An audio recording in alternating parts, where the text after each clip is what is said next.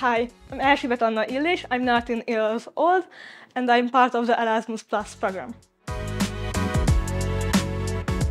I chose to travel to Cyprus with the goal of learning more about social media.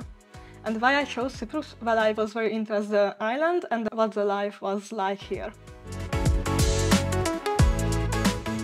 I was placed at Esmeralda the first day I got to know my birthplace, which was the University of Paphos. It was surprising at first. But here we had a computer room where we could use the computers. We got to know AI as guests, which helped us make better posts.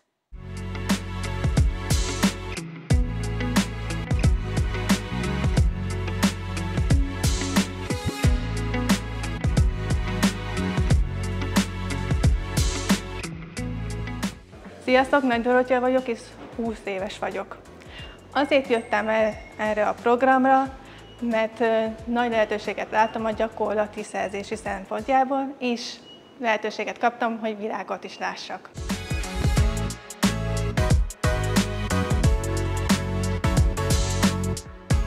Azért választottam a social médiát, mert én imádok szerkeszteni képeket, videókat és szöveget.